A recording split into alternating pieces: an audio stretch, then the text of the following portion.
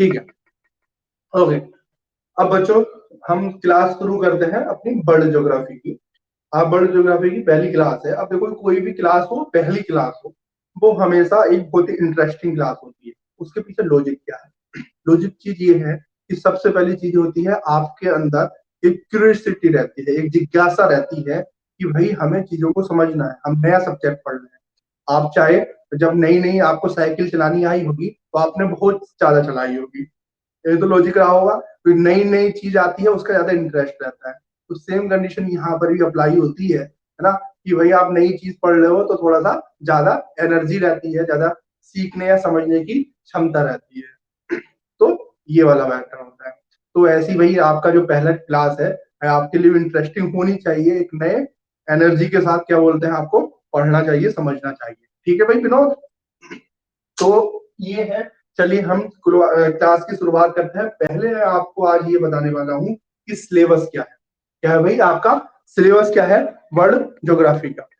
तो world geography का syllabus देखो, मैं एक बहुत ही ले मैन के पॉइंट ऑफ व्यू से बताऊंगा कि हम क्या क्या पढ़ने वाले हैं। देखो क्या पढ़ेंगे हम, देखो भैया देखो सबसे पहले जो टॉपिक होगा, ये सब तीन टॉपिक तो बहुत ही महत्वपूर्ण है। ठीक है, एक चौथा टॉपिक होता है, ये रियली इंपॉर्टेंट है, मतलब ठीक है पता होना चाहिए, इस टाइप का है। तो ये कौन सा टॉपिक है और तीन टॉपिक कौन से हैं जो कि वर्ल्ड ज्योग्राफी में है ना, विश्व के भूगोल में महत्वपूर्ण होते हैं, उस टॉपिक को हम समझते हैं। है ना, सबसे पहला जो आता है आपका जियोमॉर्फोलॉजी आती है ना, जिसे बोलते हैं हिंदी में भू आकृति विज्ञान। ठीक है, पहला क्या आता है भू आकृति विज्ञान या जियोमॉर्फोलॉजी। पहला क्या होता है जियोमॉर्फोलॉजी होता है। दूसरा जो टॉपिक रहता है उसका नाम है बच्चों आपका जलवायु विज्ञान। ठीक है, क्या नाम है जलवायु विज्ञान। एक तीसरा टॉपिक क्या है, तीसरे टॉपिक का नाम है बच्चों आपका समुद्र विज्ञान। ठीक है, समुद्र विज्ञान, है ना। और एक जो चौथा टॉपिक है जो मैं बोल रहा हूँ कि भाई ये ज्यादा इंपॉर्टेंट नहीं है लेकिन समझना जरूरी है, इसे बोलते हैं बच्चों जैव भूगोल। इसे बोलते हैं जैव भूगोल।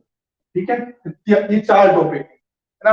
इन चार टॉपिक की सहायता से आप ज्योग्राफी को बहुत अच्छी तरीके से समझ सकते हो ना, ज्योग्राफी को बहुत अच्छी तरीके से समझ सकते हो। ये चार टॉपिक बहुत ही महत्वपूर्ण है।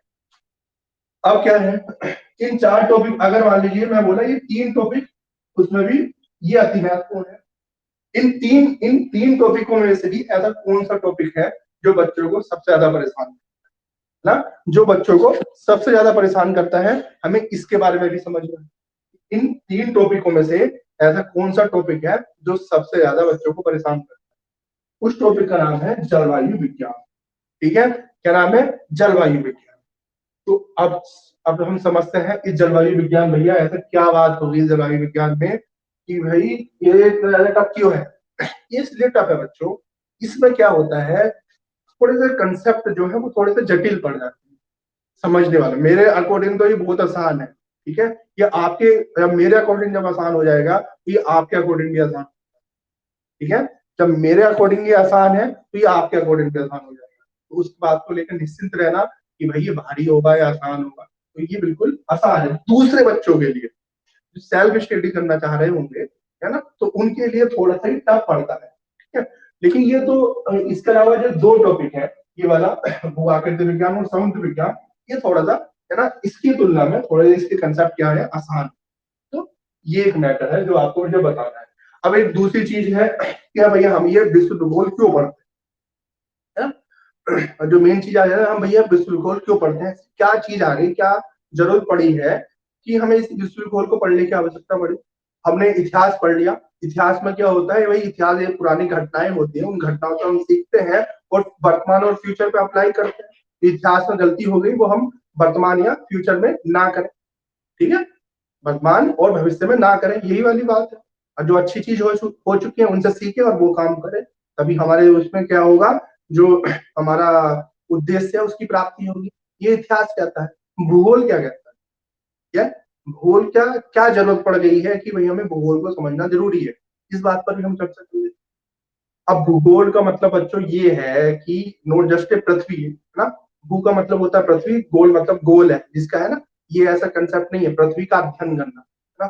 ये ही समझ लो, पृथ्वी का अध्ययन करना कि पृथ्वी पर ऐसी कौन कौन सी एक्टिविटी हो रही है जो इस इतिहास को, जो इस जो इस इतिहास को, जो इस राज व्यवस्था को, है ना, जो इस इकोनॉमी को, जो इस सोसाइटी को, इस कल्चर को, इस इंटरनेशनल रिलेशन को प्रभावित करती है। ठीक है, हमें ये चीज पढ़नी है, कैसे भूगोल ने इतिहास चेंज किया, कैसे भूगोल ने इंटरनेशनल रिलेशन को चेंज किया, कैसे भूगोल ने कल्चर को चेंज किया, कैसे भूगोल ने आपका सोसाइटी को चेंज किया, हमें इसके बारे में पढ़ना। ये है आपका ज्योग्राफी। आपको पता है कि ज्योग्राफी में मैंने आपको वर्ल्ड मैपिंग में ये बताया है, अफगानिस्तान। अगर आप अफगानिस्तान के बारे में नियंत्रण करते हो, अफगानिस्तान के बारे में अगर लोकेशन को समझ रहे होंगे, अफगानिस्तान ये है, ठीक है, अफगानिस्तान मान लो ये है, तो इससे ऊपर क्या है, मध्य एशिया है ना, मध्य एशिया है। इसके नीचे क्या है आपका, इसके नीचे क्या है, यहाँ पर इस साइड दक्षिण एशिया है, यहाँ पर मध्य एशिया है, इसके यहाँ पर पश्चिम में क्या है, पश्चिमी एशिया है। ठीक है, ईरान वगैरह, ईरान, और ये अफगानिस्तान है। इससे ऊपर क्या है, मध्य एशिया है, इसके नीचे दक्षिण एशिया, और साइड में क्या है, चीन। यदि कोई देश इस अफगानिस्तान पर नियंत्रण कर लेता है, तो वह मध्य एशिया पर नियंत्रण कर सकता है, वह दक्षिण एशिया पर नियंत्रण कर सकता है, वह आपका पूर्व पश्चिमी एशिया पर नियंत्रण कर सकता है, वह आपका चीन पर नियंत्रण कर सकता है, कर सकता है। तो यहां पर आप एक ने भूगोल पढ़ा, और भूगोल से आपने इंटरनेशनल रिलेशन का लिंक बना दिया। ये होता है भूगोल का महत्व। भूगोल ही इतिहास को भी डिसाइड कर सकता है। कैसे डिसाइड कर सकते हैं, एक क्वेश्चन आता है कि भाई आपका कि पानीपत, जितने भी बड़े बड़े युद्ध हुए होते हैं, उसमें पानीपत का क्यों महत्वपूर्ण रोल रहा। तो हमें उसमें क्या पढ़ना है, पानीपत की लोकेशन पढ़नी है ना। ये तो हिस्ट्री में ज्योग्राफी का कंसेप्ट अप्लाई हो गया ना। मैं हमेशा तुमसे एक बात बोलता हूँ कि ये जितने भी सब्जेक्ट हैं, ये क्या है, सब एक ही सब्जेक्ट है, ये क्या है, सब आपस में इंटर रिलेटेड है। हिस्ट्री में पॉलिटी अप्लाई हो सकती है, पॉलिटी में हिस्ट्री अप्लाई हो सकती है, ज्योग्राफी अप्लाई हो सकती है, सोसाइटी में आपका इंटरनेशनल रिलेशन अप्लाई हो सकता है, कुछ भी अप्लाई हो सकता है, ये सब्जेक्ट सब एक ही। तो आप यहाँ पर भूगोल में एक डायमेंशन तो पढ़ोगे ही, है ना, कि इससे क्या क्या प्रभावित होता है। हर चैप्टर का एक डायमेंशन, आपका जो भौगोलिक आयाम होता है वो आप यहाँ पर क्लियर हो। तो भूगोल का मतलब यही नहीं है हमारा, तो इन तीन चीजों को पढ़ना। ठीक है, भूगोल एक बहुत ही बड़ी संकल्पना हो सकती है, हर कहीं ना कहीं इसका रोल हो सकता है। यदि इन ये जब समाप्त हो जाए, तो उसके बाद आप समझोगे कि भाई हाँ, ये कैसे प्रभावित करता है। तो ये समझ लो एक तरह का बेसिक है। ठीक है, अब आपको कल्चर कैसे प्रभावित किया, आपको मैंने बताया, क्या बताया कि क्यूरोसियो, समुद्र विज्ञान जब हम पढ़ेंगे, वहां पर क्यूरोसियो और ओरोसियो, ठंडी एवं गर्म जलधारा आपस में मिलती है, आपस में मिलती है, तो वहां पर क्या होता है, मछली उत्पादन के लिए एक अनुकूल दशा उत्पन्न हो जाती है। जापान में मिलती है। जापान में बौद्ध धर्म है, बौद्ध धर्म के लोग मछली नहीं खानी चाहिए, लेकिन जापान के मोस्ट ऑफ लोग क्या खाते हैं, मछली खाते हैं। क्यों खाते हैं, क्यों, क्योंकि वहां का जो जलवायु है, वहां के जो वहां का जो सॉरी जो क्षेत्र है, वहां पर मछली ज्यादा होती है। मछली ने आम भूगोल की वजह से हुआ। और धर्म क्या है, कल्चर का पार्ट होता है, संस्कृति का पार्ट होता है। तो संस्कृति ने कैसे भूगोल को प्रभावित किया, हमने इस बात को समझा, है ना, समझा। तो समुद्र विज्ञान ने आपका कल्चर को प्रभावित कर दिया, ये लिंक बैठाया।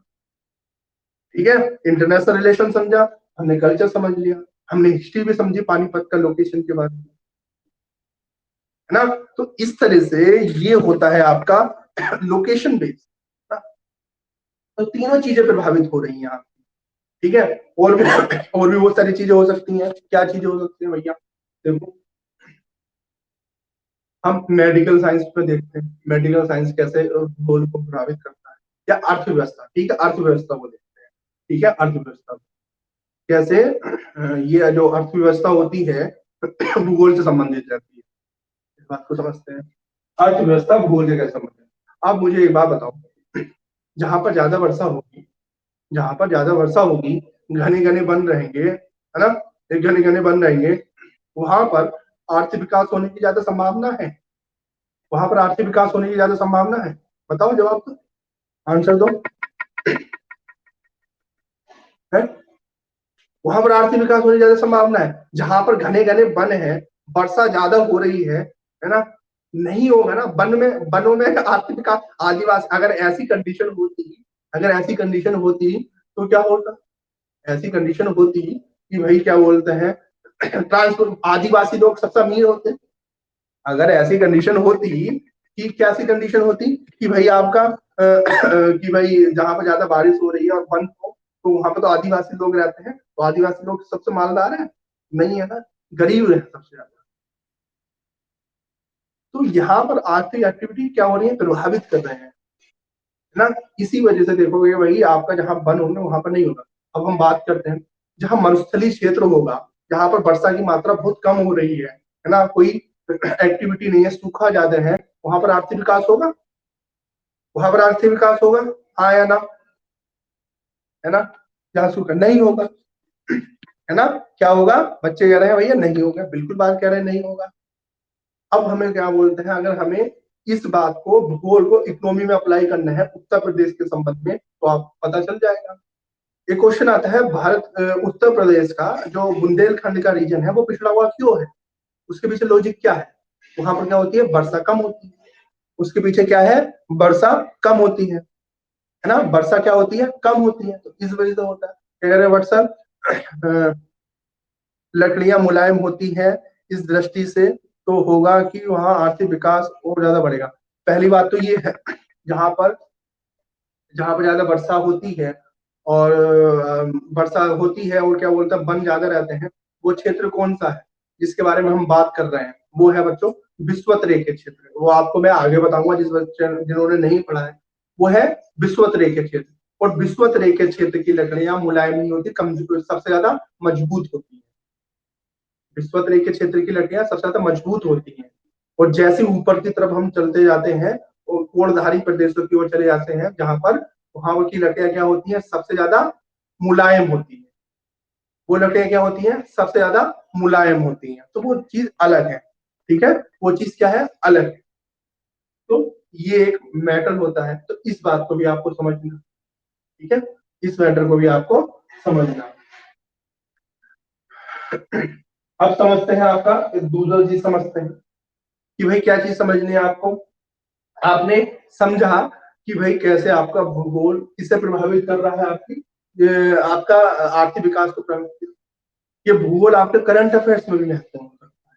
कैसे महत्वपूर्ण हो सकता है कि भाई देखो, इस समय जो चक्रवात आ रहा है उसका नाम कल बच्चों ने बताया था, फिर दोबारा बताओ क्या नाम है चक्रवात का, ताई क्या नाम है उसका, चक्रवात का जो अभी आ रखा है, क्या नाम बताया, है ना, इन दिनों ताउते, है ना, ताउते ना, क्या नाम है, ताउते, ये नाम है ना।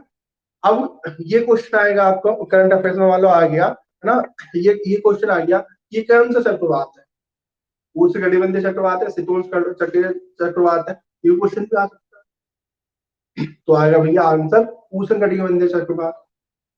तो ये चीजें आपको जब तक नहीं पता चलेगी तो फिर आपको कैसे तैयारी होगी,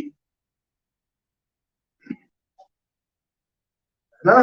तो इस बात को आपको समझना चाहिए कि ये कौन सा चक्रवात है, तो करंट अफेयर्स के लिए भी एक महत्वपूर्ण भूमिका अदा करता है। तो ओवरऑल देखा जाए तो भैया इस सब्जेक्ट का बहुत बड़ा महत्व है। मतलब कौन सा चीज बची जो हम जो प्रभावित नहीं कर रही है। अगर ये चीज मैं हिस्ट्री पे भी बोल सकता हूँ, हिस्ट्री हमारे भूगोल को प्रभावित कर रही है, हिस्ट्री हमारी राजनीतिक व्यवस्था को प्रभावित कर रही है, हिस्ट्री हमारी इसे इंटरनेशनल रिलेशन को प्रभावित कर रही है, हिस्ट्री हमारी इकोनॉमी को प्रभावित कर रही है, हिस्ट्री हमारे करंट अफेयर्स को प्रभावित कर रही है। सेम कंडीशन में आईआर के बारे में बोल सकता हूँ। इंटरनेशनल रिलेशन हमारी इकोनॉमी प्रभावित हो रही है, इंटरनेशनल रिलेशन हमारा ज्योग्राफी प्रभावित हो रही है, इंटरनेशनल रिलेशन हमारी हिस्ट्री प्रभावित हो रही है, हर चीज इंटरनेशनल रिलेशन हमारी सोसाइटी प्रभावित हो रही है, सब बात बोली जा सकती है। समझे, है ना। साइंस एंड टेक्नोलॉजी से भी हमारी सभी चीज प्रभावित, तो हर चीज एक दूसरे को प्रभावित करती है और एक दूसरे से प्रभावित होती भी। ठीक है, ये बात आपने समझी, पहले चीज तो ये, है ना। अब हम बात करते हैं, पहले धीरे धीरे एक एक चैप्टर के बारे में बात कर लेते हैं कि किस चैप्टर में हम क्या क्या चीजें पढ़ेंगे ना। एक एक बात डिसाइड कर लेते हैं किस चैप्टर से हम क्या क्या चीजें पढ़ेंगे। अब जैसे मान लो भू आकृति विज्ञान है, तो भू आकृति विज्ञान में हम बेसिकली क्या पढ़ेंगे, देखो बच्चों कि भू आकृति, देखो अच्छा एक और चीज मैं बताता हूँ क्या, ये आपका है अगर मान लो भूमि, है ना, भूमि का पार्ट है स्थल खंड, स्थल मंडल, ठीक है, स्थल मंडल। ये चीज जो है आपकी, एक है जलमंडल, ठीक है, जलमंडल। एक और चीज है जिसका नाम है आपका वायुमंडल, जिसका नाम है आपका वायुमंडल। ये जहां पर मिल रही है ना, ये तीन चीजें, और जहां पर ये मिल रही है इसे बोलते हैं आपका, है ना, पर्यावास मंडल, है ना, पर्यावास मंडल, जहां पर लोग रहते हैं, ठीक है, ये वाली बात बोलते हैं, है ना, ये वाला सिस्टम।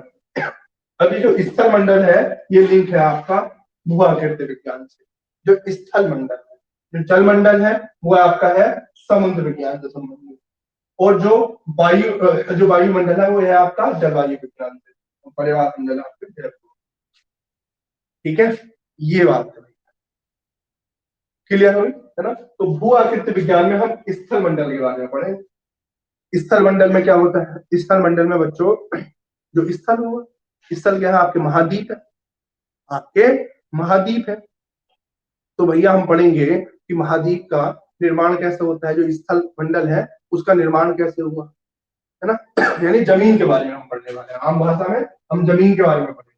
अब हम देखेंगे, अगर मान लो ये पृथ्वी है, ये स्थल मंडल है, तो स्थल मंडल के नीचे की तरफ हम जाते हैं तो क्या क्या संरचना मिलती है। ऊपर देखें तो क्रस्ट मिल रहा है, नीचे मेंटल मिल रहा है, फिर क्या मिल रहा है आपका, कोर मिल रहा है, कोर या क्रोड मिल रहा है। इस तरह से देखेंगे, ये क्या है आपका, क्रस्ट है, मेंटल है और कोर या क्रोड है, तो इस तरह के नीचे नीचे मिलेगा ना, ये होता है। तो पहले ये पढ़ेंगे हम, है ना, पृथ्वी की भूगर्भिक संरचना, नीचे की तरफ पृथ्वी कैसी है, पढ़ लिया। फिर पढ़ेंगे, फिर हमें पता चलेगा ये जो पूरा स्थल खंड है, अगर मान लो ये पूरा स्थल खंड है, इस स्थल खंड में क्या क्या होगा, ये द्वीप होंगे, महाद्वीप होंगे, और महाद्वीप के पास में क्या होगा, ये समुद्र होगा, समुद्र होगा। तो इनका निर्माण कैसे होगा, नहीं, समुद्र का निर्माण और एक महाद्वीप का, महासागरों का निर्माण कैसे होगा, हम इसके बारे में पढ़ेंगे। तब हमें पता चलेगा, हम सिद्धांत पढ़ेंगे, क्या, कौन सा सिद्धांत पढ़ेंगे, प्लेट टेक्टोनिक्स का सिद्धांत पढ़ेंगे, है ना, प्लेट टेक्टोनिक, या फिर इसे बोलते हैं हिंदी में क्या बोलते हैं, जो भी कुछ बोलते होंगे, मैं अभी याद नहीं आ रहा, प्लेट टेक्टोनिक्स ही बोलते हैं, हाँ, प्लेट विवर्तनिकी बोलते हैं, हम प्लेट टेक्टोनिक्स को बोलते हैं। कि हमें पता चलेगा कि ये जो पूरी पृथ्वी है, ये पूरी पृथ्वी 7 बड़ी प्लेटों से मिलकर बनी है। अगर प्लेटों की गति डिसाइड करती है कि संरचना का निर्माण होगा या संरचना का विनाश होगा, है ना, संरचना का निर्माण होगा या संरचना का विनाश होगा। पहले हम इन कंसेप्ट को पढ़ेंगे। अब मान लो जैसे इसमें ये पढ़ना है, यहाँ पर है लावा, मेंटल में मान लो लावा, ठीक है, ये है क्रस्ट, ये जो प्लेट है जनरली ये क्रस्ट से मिलकर बनी होती है, क्रस्ट और ऊपरी मेंटल का ऊपरी पोर्शन से मिलकर बनी होती है ना, ये क्रस्ट है। क्रस्ट के नीचे क्या है, मेंटल, और मेंटल में मैंने अभी बताया लावा है, यहाँ पर है लावा। तो देखो यहाँ पर ही ये जो प्लेटों की गति डिसाइड करती है कि किसका निर्माण होगा, क्या है, प्लेटों की गति, सॉरी, प्लेटों की गति निर्धारित करती है कि भाई आपका निर्माण, महाद्वीपों का निर्माण होगा या महासागरों का निर्माण होगा या विनाश होगा, कैसे डिसाइड करती है। कि देखो भैया, अगर मान लो ये प्लेट इधर की तरफ जा रही है ना, प्लेट कैसी है, ऐसे है, ये प्लेट ऐसे रहती है, ठीक है। अगर प्लेट मान लो ये इधर की तरफ जा रही है, ये इधर की तरफ जा रही है, और नीचे की तरफ लावा है, लावा उबल रहा है, लावा क्या है, उबल रहा है, पहली कंडीशन है लावा उबल रहा है। अब प्लेट इधर गई, ये इधर गई, तो कंडीशन कैसे हो जाएगी, ये कंडीशन हो जाएगी, ये कंडीशन हो जाएगी। और जब ये कंडीशन होगी तो इसका मतलब क्या है बच्चों, कि भाई लावा निकल कर क्या हो गया, यहाँ पर आ गया, है ना, लावा निकल कर क्या हो गया, यहाँ पर आ गया। और जैसे ही यहाँ पर लावा निकल कर आएगा तो सूख जाएगा, जब सूख जाएगा तो कंडीशन क्या होगी, यहाँ पर लावा सूख गया, यहाँ पर भी लावा आ गया, और यहाँ पर भी लावा आ गया। तो यानी कि ये जो है, ये एक नई संरचना का निर्माण हुआ, नई संरचना का निर्माण हुआ, जब लावा सूख गया तो नई संरचना का निर्माण हो गया। तो इससे क्या हुआ, प्लेट का या भूस्थल का निर्माण हुआ। पहली कंडीशन ये हो गई। एक दूसरी कंडीशन भी इस वाली को बोलते हैं, क्या बोलते हैं, अपसारी। अपसारी का मतलब दूर जाना, अभिसारी का मतलब पास आना। अब जैसे ये प्लेट नीचे की तरफ चली जाएगी, ये प्लेट क्या बोलते हैं, नीचे नीचे की तरफ चली जाएगी। अगर ये प्लेट थी, ये नीचे की तरफ चली गई, तो इसे बोलते हैं प्लेट का क्षेपण होगा। जब नीचे की तरफ ये प्लेट चली गई, अब यहाँ पर क्या है, लावा, लावा गर्म होता है, गर्म होने से क्या हुआ, ये जो प्लेट है, ये प्लेट टूट कर पिघल जाएगी और लावा के रूप में ये भी बन जाएगी। तो यहाँ पर क्या हो रहा है, ये प्लेट नीचे की तरफ जा रही है और नष्ट हो रही है, नष्ट हो रही है। यानी कि जो स्थल खंड है उसका क्या हो रहा है, विनाश हो रहा है ना। तो ये अभिसारी प्लेट सीमांत होता है, ठीक है, अभिसारी प्लेट सीमांत होता है। इसमें क्या हो रहा है, स्थल खंड का विनाश हो रहा है। अब इसी के साथ साथ क्या हो रहा है, अगर मान लो यहाँ पर मिट्टी है, यहाँ पर मिट्टी है, इस मिट्टी में अगर मान लो एक चीज, ये प्लेट ये थी, एक प्लेट ये है, मान लो एक प्लेट ये है, और यहाँ पर आप देख रहे हो समुद्र पानी भरा हुआ है, तो पानी में क्या है, मिट्टी होगी, पानी में यहाँ पर मिट्टी होगी, अवसाद, ज्योग्राफी की भाषा में बोलते हैं अवसाद यहाँ पर जमा होंगे, है ना। अब यहाँ पर जब अवसाद जमा होंगे और प्लेट क्या बोलते हैं, इस तरह से आ रही है, गति हो रही है उसकी, इधर की तरफ हो रही है ना, यहाँ की तरफ हो रही है।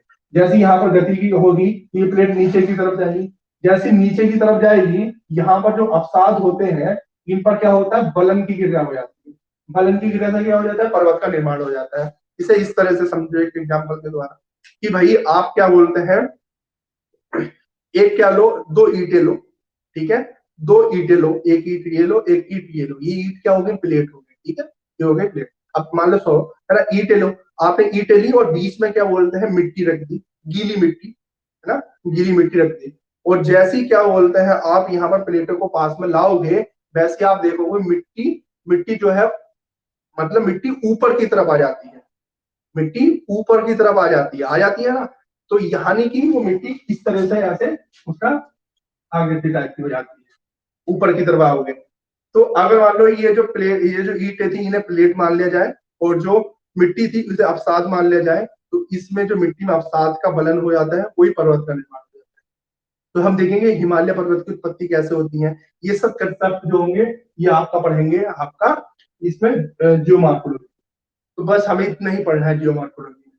जियोमॉर्फोलॉजी में हम बहुत ज्यादा डिटेल्स में नहीं पढ़ेंगे, जो मेन मेन चीजें होती हैं हमें उन पर ही फोकस करना है। तो पहले की तरह जो मैंने आपको पूरा ऑप्शनल सब्जेक्ट पढ़ा दिया था एक तरह का, वो नहीं करना है, ठीक है।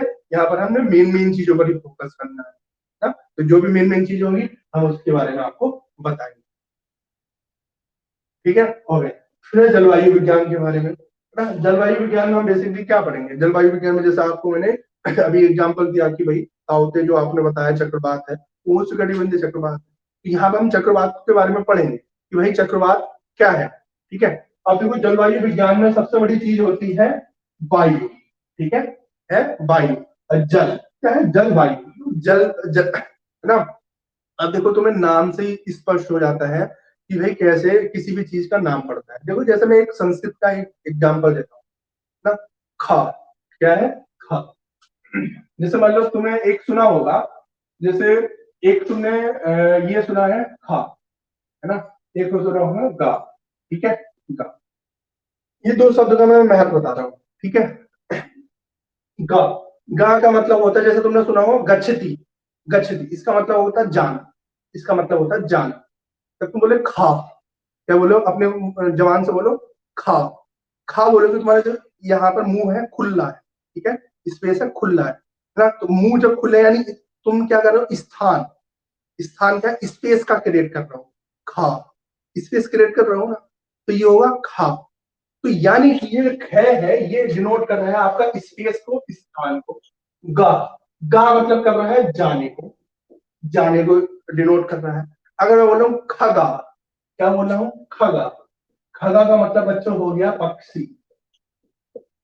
जो स्थान में, स्थान मतलब हो गया आकाश टाइप, आकाश में क्या बोलते हैं, गमन करते हैं, जाते हैं, वो क्या हो गया, खगा, खग हो गया। तो एक जो वर्ड है, हर चीज का एक मीनिंग होता है ना। इस हिंदी भाषा में, हिंदी किसने लिखी है, संस्कृत में, संस्कृत जान गए तो हिंदी तो हम जान ही गए, ये वाली बात होती है। तो हर चीज का एक अपना रोल होता है ना। अब जैसे मान लो जलवायु विज्ञान, तो भाई इस जल में और वायु में कुछ ना कुछ तो रिलेशन होगा। क्या रिलेशन है, वो रिलेशन बच्चों ये है कि यहाँ पर जो जल होती होगी, है ना, जल होता होगा, उस जल से क्या बनता होगा आपका, वाष्प बनती होगी, है ना। उस जल से क्या बनता होगा, वाष्प बनती होगी, और वाष्प बनने से क्या होती होगी आपकी, बारिश होती होगी। जल का भी यूज है जलवायु विज्ञान में। जलवायु विज्ञान में क्या बोलते हैं, वाष्प नहीं है, और वाष्प क्या हो रहा है आपका, ये बनना है, क्या बोलते हैं, बारिश हो रही है, बारिश हो रही है, ठीक है। वायु, वायु, वायु का मतलब है हवा, हवा का रोल होता होगा, जल का रोल है जलवायु विज्ञान में, और वायु का रोल होता होगा, तो जल और प्लस वायु का रोल होता होगा, यानी कि हवा और वायु का रोल होता होगा। हवा, जल और वायु का रोल होता है यहाँ पर जलवायु विज्ञान में। अब तुम्हें एक तीसरी चीज और बता दूंगा यहाँ पर। ये जो जल बनता है, जल से वाष्प बनी, जल से क्या बना, वाष्प बना, है ना। और यहाँ पर जो वायु हवा चली, इन दोनों में जो रोल होता है वो होता है तापमान का, टेम्परेचर का। किसका रोल होता है, तापमान का रोल होता है ना। जल में, वाष्प में, और वाष्प में या फिर वायु में किसका रोल होता है, तापमान का रोल होता है। जैसे मान लो समुद्र है, ठीक है, समुद्र है, उसमें पानी है, पानी बने, पानी जल से वाष्प बनेगा, तापमान की जरूरत होगी, टेम्परेचर की जरूरत होगी, जरूरत है वायु, है ना। वायु में क्या होता है, वायु की उत्पत्ति तब होती है जब हाई प्रेशर और लो प्रेशर का निर्माण होता है, ठीक है। हाई प्रेशर और लो प्रेशर का निर्माण होता है। हवा, लू, लू का नाम सुना है, लू, जो गर्मी के समय उत्तर भारत में चलने वाली एक स्थानीय पवन होती है, उसका नाम लू है। वो क्या चलती है, गर्मियों में चलती है ना, गर्मियों में चलती है। यानी कि जहां पर गर्मी होती है वहां पर आपकी हवा चलती है ना। अब उसके पीछे रिलेशन क्या है, वो लो प्रेशर होता है, जहां पर लो प्रेशर और हाई प्रेशर का खेल होता है। हाई प्रेशर का मतलब जहां पर तापमान में कमी होती है, और जहां पर लो प्रेशर का मतलब है जहां तापमान में क्या होती है, अधिकता होती है ना। तो हाई प्रेशर से लो प्रेशर की ओर हवा चलती है, यानी जहां पर गर्मी होती है वहां पर हवा चलती है ना। अभी आप समझ लो, इतना सी सिंपल सी बात है। यानी कि यहाँ पर वायु जो चली उसके पीछे भी क्या है, तापमान डिसाइडिंग फैक्टर है। यहाँ पर तापमान कम था, यहाँ पर ज्यादा था, इससे भी निर्धारित हो गया। तो यानी कि तीन चीजें होंगी देखो, है ना। यहाँ पर ये तो कारण हो गया। तापमान क्या है, कारण है। तापमान क्या है, कारण है। और मेन चीज क्या है, जल और वायु, जल और वायु। लॉजिक समझे, शब्द से ही हमने निकाल दिया। भू आकृति, पृथ्वी, पृथ्वी की जो आकृति बनी है उससे संबंधित जो सिस्टमेटिक क्रमबद्ध अध्ययन है, भू आकृति विज्ञान है। जल और वायु से संबंधित जो सिस्टमेटिक अध्ययन है वो क्या है, आपका जलवायु। समझे कैसा रिलेशन होता है, क्यों बच्चों, समझे नहीं समझे, है ना, है ना। ओके, है ना, वेरी गुड, बहुत बढ़िया, है ना। प्रिया, है ना, किशन, ना आदेश, सुमन, मुकेश, हिमांशी, है ना। तो सब इस तरह से आपने समझते हैं चीजों को। जब तक आप नहीं समझोगे तो आसान है ना। चीजें तो बहुत सब आसान है, बस क्या है, आपको उसे लॉजिक से समझना पड़ेगा।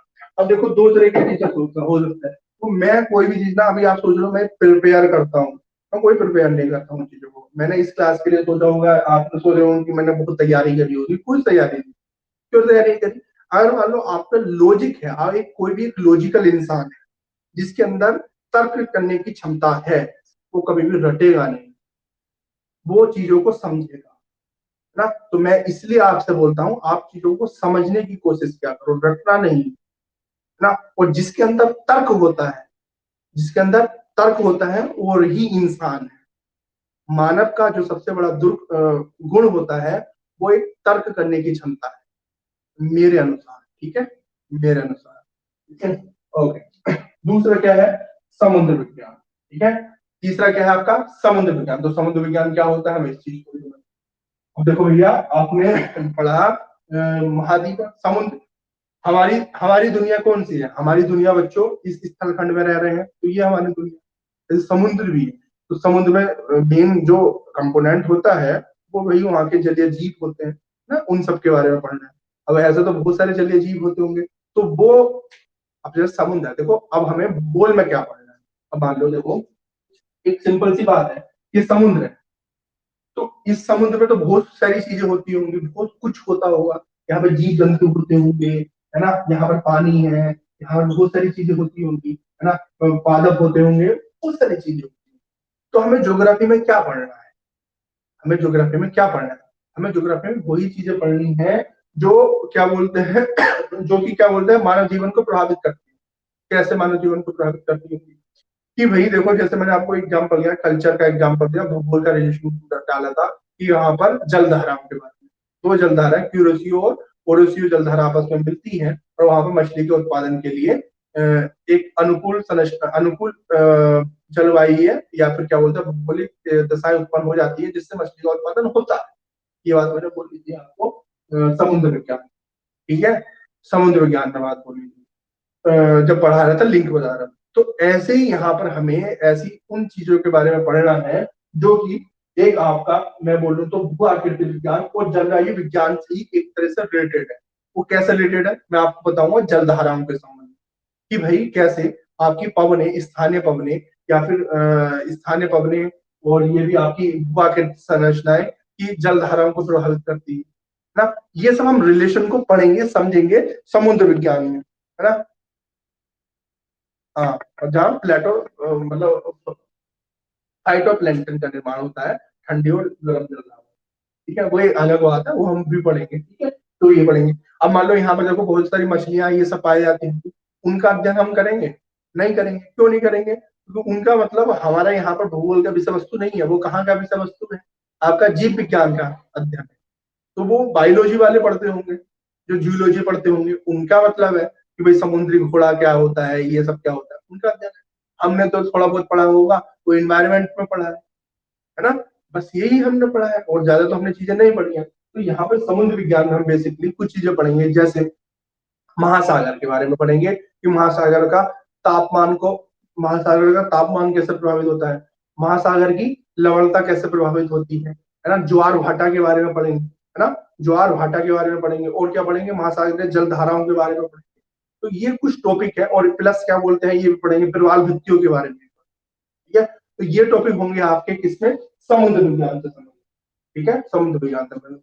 ये जो जैव भूगोल है, जैव भूगोल की ज्यादा क्लासेस नहीं होंगी, बेसिकली इसमें मैं आपको मिट्टी का निर्माण कैसे होता है और थोड़ा प्लस आपका वनस्पति, ठीक है, वनस्पति का निर्माण कैसे होता है, वनस्पति कौन कौन सी वनस्पति कहाँ पाई जाती है, इस तरह से हम थोड़ा सा बातें यहाँ पर भी पढ़ेंगे जैव भूगोल। तो टोटल हमारे यहाँ पर ये 4 चीजें होंगी, तो जो हमें डिसाइड करेंगे, डिसाइड मेन फैक्टर होगा आपका इसका भूगोल का, ठीक है। ये क्या होगा? मेन फैक्टर है ये बच्चों भूगोल का। इस तरह से देखो ये 4 चीजें आएंगी, है ना। तो ये हम पढ़ेंगे। और प्लस क्या बोलते हैं कुछ बच्चे मुझसे पूछ रहे थे, है ना, कि सर ये हमारा प्रीलिम्स का है या मेंस का है? तो मैं आपसे एक बात बताऊं कि मेंस का है। क्यों मेंस का? मेंस और प्री दोनों का है। आईएएस में जो क्वेश्चंस आते हैं वो आते हैं बच्चों, यही जो बात है जो हम पढ़ेंगे, यही कंसेप्ट के रूप में पूछ लेता है, ठीक है। एक तो ये होता है, प्रीलिम्स में 2 टाइप के क्वेश्चन आते हैं, ठीक है। 2 टाइप के क्वेश्चन कौन कौन से? यहाँ पे प्री में 2 टाइप के क्वेश्चन आएंगे। एक पहला आएगा आपका कंसेप्चुअल क्वेश्चन, है ना। क्या आएगा आपका? कंसेप्चुअल क्वेश्चन प्री में, है ना। आईएएस के बारे में बात करें तो यहाँ पर 2 टाइप के क्वेश्चन आएंगे। एक आएगा यहाँ पर कंसेप्ट वाला, एक आएगा फैक्चुअल वाला। फैक्चुअल वाला हमने कहाँ पढ़ा है? फैक्चुअल वाला हमने पढ़ा है आपका मैपिंग में। क्या है? मैपिंग में। ये सब हम पढ़ चुके हैं, ये मैपिंग है। और ये कंसेप्चुअल जो क्वेश्चन आएगा, ये अब हम पढ़ रहे हैं वर्ल्ड वर्ल्ड मैपिंग में हमने फैक्चुअल चीजें पढ़ रही है ना। और आपका कंसेप्चुअल चीजें अब हम पढ़ेंगे, और यही कंसेप्चुअल चीजें आ जाएंगी मेंस में। मेंस में जब मैंने आपको प्लेट टेक्टोनिक्स का सिद्धांत पढ़ा दूंगा तो पूछ लेंगे प्रीलिम्स में, वो मेंस में प्लेट टेक्टोनिक्स का सिद्धांत क्या है, या पूछेंगे हिमालय की उत्पत्ति कैसे हुई, पूछ लेंगे। मेंस में क्या क्वेश्चन बनेंगे? शीतोष्ण कटिबंधीय चक्रवात और उष्ण कटिबंधीय चक्रवात में अंतर बताओ, ये क्वेश्चन पूछ लेंगे, ऐसा पूछे। तो वो अंतर कुछ नहीं है, सेम ही है। मैं आपको कैसे बताऊंगा? अब जैसे मान लो अब देखो क्वेश्चन बस आईएएस में क्या है, आईएएस में क्वेश्चन जो होते हैं वो आसान होते हैं, लेकिन बस वो घुमा के पूछता है। क्वेश्चन आसान होते हैं लेकिन घुमा के पूछता है। कैसे? मान लो फॉर एग्जाम्पल ये है, एक अगर मान लो क्वेश्चन के एक क्वेश्चन में सीधा बता रहा हूँ ऐसे नाक पकड़ के, एक बताऊंगा जब वो ऐसे पकड़ के। कैसे? क्वेश्चन ये आएगा पीसीएस में, उष्ण कटिबंधीय चक्रवात को प्रभावित करने वाले कारकों के बारे में बताओ, ऐसे क्वेश्चन पूछ लेगा। 1 2 3 4 आप बता के आ जाओगे। अब आईएएस में कैसे पूछेगा?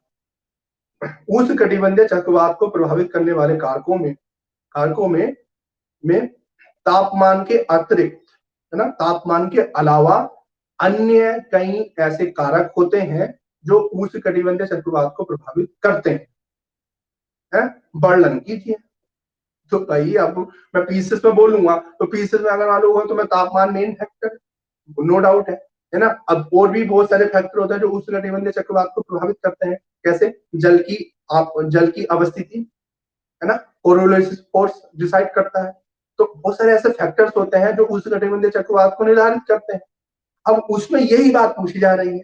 पहले आपको थोड़ा सा बता देना है तापमान के बारे में, फिर आपको उस पर ज्यादा फोकस नहीं करना है, बल्कि जो दूसरे अन्य फैक्टर है उस पर फोकस करना है। अब मान लो उस कटिबंध चक्रवात समुद्र में रहा, तो समुद्र से एनर्जी प्राप्त कर रहा है ना, क्योंकि उसे जल की आपूर्ति, बाष्प की आपूर्ति हो रही है, उसे ज्यादा एनर्जी मिल रही है, तो वो ज्यादा लंबे समय तक रहेगा। जैसे ही वो स्थल खंड पे आ जाएगा, स्थल खंड से क्या होगा, उसे पानी नहीं मिलेगा, पानी पानी पानी नहीं मिलेगा, मतलब बाष्प नहीं मिलेगी, बाष्प नहीं मिलेगी, एनर्जी नहीं मिलेगी, तो वैसे वो समाप्त हो जाएगा स्थल खंड पर आने पर धीरे धीरे, है ना। तो ये एक फैक्टर है। यदि वो विषुवत रेखा पर चला गया ना, विषुवत रेखा क्षेत्र पर चला गया, वहां पर कोरियोलिस फोर्स नहीं होता, कोरियोलिस फोर्स नहीं होगा, हवा घूमेगी नहीं, हवा नहीं घूमेगी तो चक्रवात नहीं होगा, ये वाली बात है। तो इस बात पर ज्यादा फोकस कर देना, बस। क्या है, कंसेप्ट आपको पता होना चाहिए, बस वहां पर क्वेश्चन पूछने का ढंग अलग होता है। आईएएस में घुमा कर पूछता है बस, अब पीसीएस में सीधे सीधे पूछ लेता है, यही आईएएस में और पीसीएस में अंतर है। और दूसरा अंतर ये है, आईएएस में थोड़ा सा कंसेप्चुअल चीजों पर ध्यान दिया जाता है, पीसीएस में नहीं दिया जाता है। आप प्रीलिम्स में देख सकते हैं ना, आई प्रीलिम्स में आईएएस के रटना नहीं पड़ता आप लोगों को, वहां पर तो आईएएस में रटना नहीं पड़ता, सब कंसेप्चुअल चीजें ज्यादा पूछी जाती हैं, फैक्चुअल चीजें कम पूछी जाती हैं, वहां पर भी पूछी जाती है फैक्चुअल, आईएएस में भी। पीसीएस में इसका उल्टा होता है, वहां पर कम कंसेप्चुअल चीजें पूछी जाती है, फैक्चुअल चीजें ज्यादा पूछी जाती है। अब जिसके अंदर ज्यादा दिमाग होता है, अब दिमाग दिमाग डाटा याद करने में, डाटा को रटने में, क्यों भाई, मुझे इस बात का जवाब दो, तुम डाटा को रटोगे है ना, उसमें ज्यादा दिमाग लगेगा, या फिर कंसेप्ट को समझने में ज्यादा दिमाग लगेगा, बताओ इसका आंसर। कंसेप्ट को समझने में ज्यादा दिमाग लगेगा, या डाटा को याद करने में ज्यादा दिमाग लगेगा, बताओ। क्यों बच्चों, किसमें ज्यादा दिमाग लगेगा? कंसेप्ट को समझने में ज्यादा दिमाग लगेगा, है ना। तो अब ये मैं बताओ, जब जहां पर ज्यादा दिमाग जहां पर लगता है, दिमाग जहां पर लगता है वो चीजें टफ होती है।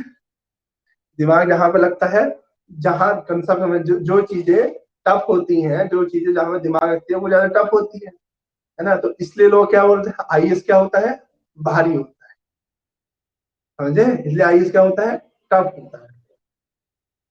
अगर आपके अंदर लॉजिकल चीजें है ना, अगर क्या है आपके अंदर ना, अगर आपके अंदर क्या है, लॉजिकल चीजें, आपके अंदर लॉजिक को सोचने की क्षमता आती है कि चीजों को कैसे हमें समझना है, कैसे उसका अध्ययन करना है, तर्क करने की क्षमता है, तो आप आसानी से मिल जाएंगे। अब सेम कंडीशन क्या बोलते हैं, इस फील्ड में भी, कोचिंग फील्ड में है, जिस टीचर के अंदर लॉजिकल चीजें समझाने की, बताने की ज्यादा अच्छी पावर होती है, अच्छी तरीके से जो समझा लेते हैं, जो चीजें को रटते नहीं है, बल्कि तर्क के द्वारा उन्होंने कंसेप्ट को समझ रखा है, वो बता देते हैं, वो अच्छे टीचर्स बन जाते हैं आईएएस में, वो वरना पीसीएस में नहीं पढ़ पाते हैं। समझे, लॉजिक समझे हो ना, क्या रीजन है। तो भाई अब मैं तो ये बोलता हूँ कि आप पीसीएस से ज्यादा आईएएस पे ज्यादा फोकस करें, मैं ये बात बोलता हूँ ना। तो उसके पीछे लॉजिक क्या है, लॉजिक ये है, यदि आपके अंदर तर्क करने की क्षमता है, आप बहुत आगे की तरफ चले जाओगे। तर्क करने की क्षमता नहीं है ना, दिमाग का यूज नहीं करते हो, तो नहीं कर पाओगे। हमें एंशिएंट हिस्ट्री पढ़ना है, वहां पर जितनी भी कंसेप्ट फैक्चुअल चीजें होती हैं, उसके पीछे कुछ ना कुछ कंसेप्ट होता है, मैंने बताया। सोचते हैं हिस्ट्री में रटना पड़ता है, बताओ, हिस्ट्री में तुम सब अभी तक ये सुने होंगे, हिस्ट्री में रटना पड़ता है ना, सब कुछ रटते हैं भाई। प्राचीन भारत हम लुसेंट से पढ़ते हैं, जनरली लड़के लुसेंट से पढ़ते हैं, उसे रटते हैं। क्या मैंने रटवाने की कोशिश करी है आपको, है ना। तुम ही बताओ, जो हम बताते हैं बच्चों, क्या मैंने आपको रटवाने की कोशिश करता, नहीं करता। तो उसके पीछे लॉजिक बच्चों यही है ना। क्या है, जो मैंने पढ़ाई किया है और जो मैं आपको बताता हूँ, उसके पीछे यही बताता हूँ कि अपने दिमाग का यूज करें। कोई चीज आई है, कोई चीज आई है, तो उसके पीछे कुछ ना कुछ लॉजिक है, रीजन है, उस रीजन को तुम समझो। अकबर ने, क्वेश्चन आता है, अकबर ने कौन से धर्म की स्थापना करी, बताओ, कौन सा धर्म चलाया, कौन सा संप्रदाय चलाया, बताओ, पढ़ा होगा तुमने, जो बच्चे ने पढ़ा है वो बात बताओ, अकबर ने कौन सा धर्म चलाया, बताओ, कौन सा धर्म चलाया, सुलहकुल, दीन इलाही, है ना, दीन इलाही, दीन इलाही चलाया, ठीक है, दीन इलाही, सुलहकुल की नीति थी वो, है ना, मुकेश सुलहकुल की नीति, दीन इलाही चलाया। अब ये बात मैं बताऊं, उसने क्यों चलाया दीन इलाही, कोई रीजन तो रहा होगा, है ना, है ना, कोई रीजन तो रहा होगा, कोई रीजन को रहा होगा, ठीक है। वो रीजन ही क्या है, कंसेप्ट है। अब मैं ये बात बोल रहा हूँ कि भाई वहां पर उत्तर वैदिक काल में कृषि का विकास हो गया, लेकिन विकास ज्यादा हुआ तो उसके पीछे लॉजिक है, क्यों विकास हुआ, मैंने बताया लोहे की खोज हो गई, है ना। तो है ना, लोहे की खोज हो गई। जब रेन तो नहीं, बारिश तो उस समय भी हो रही थी, बारिश से क्या मतलब है, बारिश तो उस समय भी हो रही होगी, क्यों भी मुकेश, है ना, आज ही तो बताया था तुम्हें क्लास में, है ना। तो भाई आपका आपका क्या बोलते हैं, लोहे की खोज सबसे बड़ा मेन रीजन था। लोहे की खोज हुआ तो भाई लोहे की खोज में लकड़ी के हल की जगह कैसे हल आ गए, लोहे के हल आ गए। लोहे के हल आ गए, आपका वनों को साफ करना ज्यादा आसान हो गया। पहले तो पत्थर के हथियार होते थे, तांबे के हथियार होते थे, अब लोहे के हथियार हो गए। तांबे का हथियार तो जल्दी टूट जाएगा ना, लोहे का हथियार लंबे समय तक टिकेगा ना। तो ये वाली बात होती है। तो इस तरह का हर चीज का एक कंसेप्ट होता है, अगर उस कंसेप्ट को आप समझो तो आपने बेड़ा पार हो गया। अब पॉलिटी में हम पढ़ते हैं, भाई पॉलिटी में कोई सा भी कंसेप्ट हो, उसके पीछे भी कोई भी आप फैक्चुअल डाटा पढ़ते हो, उसके पीछे भी कुछ ना कुछ लॉजिक है। अब आपको ये बात पता है कि भाई पॉलिटी में क्या पता होगा कि भाई ये आपका ये मान के चलो कि ये जो होता है कि उप महान्यायवादी के बारे में बात कर ले। महान्यायवादी जो होता है राष्ट्रपति के प्रसाद पर काम करता है ना, राष्ट्रपति के प्रसाद पर काम करता है, जब मन करता है उसे तब हटा सकते हैं। कोई एक ऐसी प्रक्रिया नहीं लगती है जैसे सुप्रीम कोर्ट के न्यायाधीश को हटाने के लिए लगती है, या फिर निर्वाचन आयोग के हटाने के लिए लगती है, राष्ट्रपति को हटाने की प्रक्रिया लगती है। क्यों लगती है, क्योंकि कोई लॉजिक तो रहा होगा। अब बात ये है, उससे कार्य को समझो, तो उसका काम क्या है, सरकार का वो वकील है। अब वकील अच्छी सेवा नहीं देगा तो हम उसे हटा देंगे, हम उसे हटा देंगे। अब भाई वो तुम्हारी सेवा कर रहा है, सरकार का क्या है, एक तरह का नौकर है, तो भाई उसके अकॉर्डिंग काम होगा ना। अब सिविल सर्वेंट है, अब सिविल सर्वेंट को अच्छी तरह से काम नहीं करेगा तो उसे हटा देंगे, उसके लिए कोई अलग चीज थोड़ी ना लाई जाएगी, ठीक है ना। तो ये लॉजिक है वहां पर, हर चीज का एक कुछ ना कुछ लॉजिक होता है, उस लॉजिक को जब तक आप समझोगे नहीं तब तक आप नहीं रखोगे ना। तो असली खेल क्या होता है बच्चों, कंसेप्ट का होता है। कंसेप्ट प्रीलिम्स क्या है, एक कंसेप्ट रूपी। मैं हमेशा एक बात बोलता हूँ, क्या बात बोलता हूँ, कि आपने सुना होगा एक जाल होता है और एक मछली होती है, मछली को पकड़ने के लिए जाल फेंका जाता है, ये तो होता है ना। ऐसी सेम कंडीशन क्या होती है, यही है। आपको मछली है यहाँ पर फैक्चुअल डाटा, है ना, फैक्चुअल डाटा, और कंसेप्ट क्या है, जाल। यदि फैक्ट रूपी मछली को आपको पकड़ना होता है तो कंसेप्ट रूपी जाल डाला जाता है उस फैक्ट पर या उस मछली पर, है ना। तो यदि आपको कोई भी चीज रटना नहीं है, ज्यादा रटोगे तो हम आपको रटोगे। और यही अप्रोच से आप क्या बोलते हैं, आईएएस का प्रीलिम्स निकाल सकते हो। अप्रोच का गेम होता है आईएएस का प्रीलिम्स निकालना, कोई रटने की जरूरत नहीं। आप ये बात सीख गए होंगे जब हमने यूपीएससी और जो एक क्वेश्चन पेपर 2015 का डिस्कस किया था, वहां पर क्या सब अप्रोच काम कर रही थी, सब कंसेप्ट काम करा, क्यों बताओ, करा नहीं करा, है ना, ठीक है ना।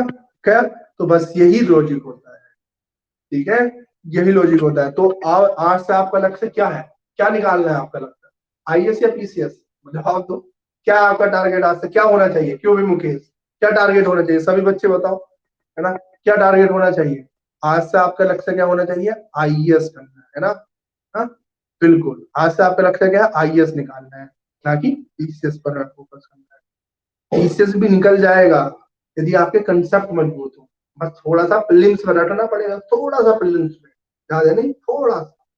और रटने के लिए भी क्या बोलते हैं, आपको रटना का मतलब ये नहीं है कि बस उसमें भी आपको कंसेप्ट याद करने पड़ेंगे, कंसेप्ट आपको पता है तो सब चीज याद हो जाएगी, ठीक है। अब बात बताओ, अगर मान लो मई के महीने में ये जो चक्रवात आ गया, आपको पता चल जाए, आपको ये बात पता चल जाए कि चलो ऐसा पूछेगा कि अभी हाल फिलहाल में एक जो चक्रवात आया है उसका नाम बताओ, वो ऐसा पूछेगा, ठीक है, ऐसा पूछेगा, उसके लिए रट्टा मानना पड़ेगा, मैं मानता हूँ, उसका नाम जो है याद करना पड़ेगा, ताओते नाम याद करना पड़ेगा। यदि इस इंफॉर्मेशन को, ताओते जो इंफॉर्मेशन है चक्रवात की, आपने कुछ दूसरी चीजों से लिंक कर लिया, कैसे लिंक किया, अच्छा ताओते आया था, इस समय ताओते आया था, अच्छा उस कटिबंधीय चक्रवात, अच्छा मई के महीने में आता, हाँ मई के महीने में, अप्रैल मई के महीने में तो उस कटिबंधीय चक्रवात आते ही, अच्छा, बंगाल की खाड़ी में ओरिजिन होते हैं क्योंकि हमें पता है, और क्योंकि जो चक्रवात की गति होती है वो पश्चिम से पूर्व की ओर होती है, तो जनरली हाँ ये पूर्व से पश्चिम की ओर आया होगा। ये संशय, ये पहले की आपके पास इंफॉर्मेशन, ये कंसेप्ट,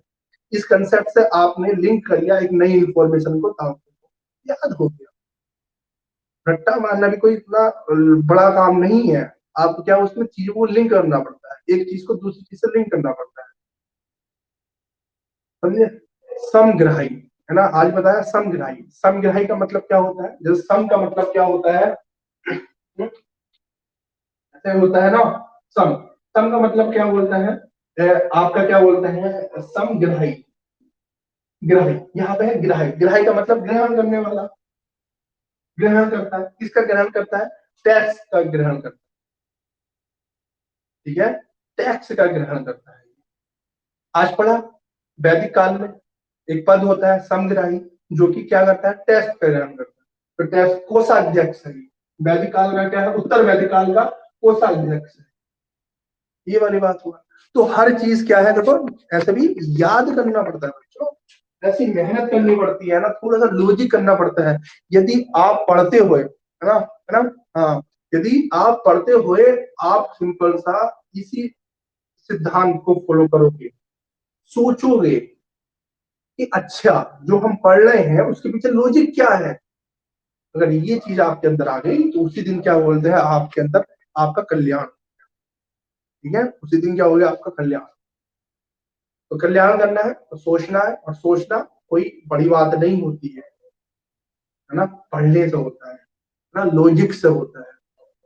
लॉजिक कैसे होता है, दो तीन चीजें अगर मान लो आपको पता है, अगर मान लो आपको पता है, क्या बात पता है भाई, ठीक है, अगर मान लो मैं एक चीज बोलता हूँ जो कैसे लॉजिक लगाया जाता है, लॉजिक लगाना बहुत सिंपल वाली बात है। क्या बताओ, जैसे एक बात बताओ, क्या बात बताओगे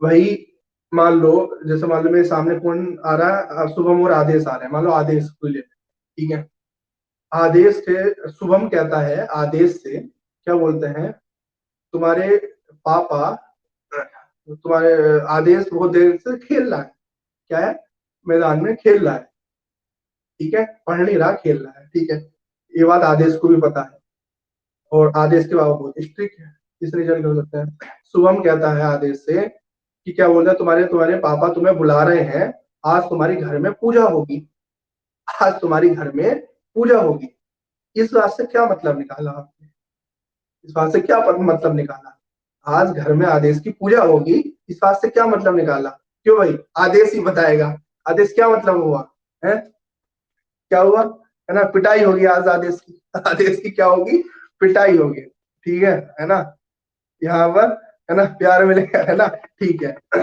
तो भाई आज आदेश की पिटाई होगी, ये क्या हुआ, लॉजिक, क्या हुआ, आपने बहुत सारी इंफॉर्मेशन को गेन किया और उससे क्या बोलते हैं, कुछ ना कुछ निष्कर्ष निकाला, जो बात छिपी हुई थी, जो बात छिपी हुई थी वो बात क्या बोलते हैं आपने अपने दिमाग से लॉजिक से समझी ना।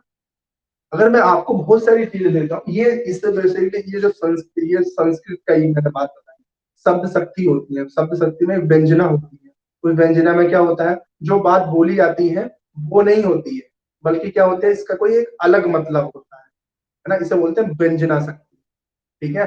संस्कृत बहुत आसान है बच्चों, बहुत ही आसान है। अब जैसे मान लो फॉर एग्जाम्पल मैं ये बोलता हूँ, मैं इस पेन से लिख रहा हूँ, तो ऑब्वियस वाले इस पेन से लिखूंगा, कोई इसमें नई बात तो नहीं निकल कर आ रही है ना, तो ये जो शक्ति, ये शक्ति होती है, शब्द शक्ति होती है ना, ये वाली बात होती है। एक जैसे मैं बोलता हूँ कि भाई गंगा के किनारे, गंगा पर कुटिया है या गंगा पर घर है, तो एक बार बताओ, गंगा पर घर है, गंगा नदी के अंदर थोड़ी ना घर होगा, उसके किनारे होगा, तो इस बात से क्या है, आपने एक लॉजिक लगाया, गंगा के किनारे हो ना, थोड़ा सा क्या बोलते हैं, शब्द से आपको पता चला और थोड़ा सा लॉजिक लगाया, ये क्या होगी, आपकी अविधा शक्ति हो गई। और एक तीसरा स्टेटमेंट बोला था मैंने आपका, ये वाली बात की भाई, आदेश की पूजा होगी, पूजा होगी आदेश ना, पूजा होगी, अब इससे तो बिल्कुल अलग निकल रहा है, तो ये आपकी व्यंजना शक्ति होगी, ठीक, एनीवे ये होता है। तो इसी व्यंजना शक्ति का यूज करना है इस लॉजिक में ना, आपको पता होगा ये, अब इससे लॉजिक निकालना है और एक नई चीज आपको पता चले, ठीक है, ये नई चीज पता है, यही आईएएस में होता है। आईएएस में आपके पास डाटा रहता है, वो डाटा का यूज करना है, और डाटा का यूज करने के बाद क्या बोलते हैं, आपको पता चलेगा क्या चीज है वो क्या चीज नहीं। एक क्वेश्चन जैसा आईएएस में हमने 2015 वाला डिस्कस किया, क्या डिस्कस किया कि भाई कहां पर प्राकृतिक पुल पाए जाते हैं, प्राकृतिक पुल पाए जाते हैं, नेशनल ब्रिज कहां पर पाए जाते हैं। तो उसमें उसमें ऑप्शंस आया, उसमें ऑप्शंस आया है ना, ध्यान से सुनना। एक ऑप्शन आया भैया आपका, मान लो अब तो ऑप्शन भी याद नहीं है, लेकिन मान लो जैसे आंध्र प्रदेश आया, राजस्थान आया, ठीक है, राजस्थान आया, एमपी आया और यूपी आया, चौथा यूपी आया। तो यहाँ पर आप लॉजिक, सॉरी यूपी की जगह लिखो मेघालय, क्या है मेघालय, क्या क्या आया आपका, आंध्र प्रदेश, राजस्थान, मध्य प्रदेश और मेघालय आया। अब एक बार बताओ, जहां पर प्राकृतिक पुल, अब ये किताब तो किसी भी किताब में नहीं पढ़ा होगा आपने, है ना। अब आपने क्या लॉजिक लगाया, जहां पर ज्यादा बारिश होती होगी, ओबियस वाली बात है, वहां पर प्राकृतिक पुल पाए जाते होंगे। प्राकृतिक पुल का मतलब क्या है, एक पेड़ क्या बोलता है, झुक गया होगा, या फिर क्या बोलते हैं, उनकी जो लताएं होंगी वो बहुत बड़ी होगी, उन लताएं के सहारे क्या बोलते हैं पुल बन गए होंगे। ये तो लॉजिक वाली बात है ना, तो ओबियस वाली बात है, इसका आंसर मेघालय हो जाएगा। आपके पास क्या है, बहुत सारी इंफॉर्मेशन है, उस इंफॉर्मेशन का यूज करते हुए क्या बोलते हैं, है ना, उस इंफॉर्मेशन का यूज करते हुए आपने क्या किया, आंसर का पता लगा। तो यही होता है बच्चों लॉजिकल गैस, ठीक है। तो चलिए आज के लिए हम इतना ही रखते हैं, है ना, और कल आपकी क्लास होगी रेगुलर बेसिस पर, और कोशिश करना कि ज्यादा से ज्यादा बच्चों तक ये क्लास अपनी पहुंचे, है ना, ठीक है, ओके, है ना, ठीक है बच्चों, मिलते हैं फिर, कल मिलते हैं, ओके, ठीक है, ओके।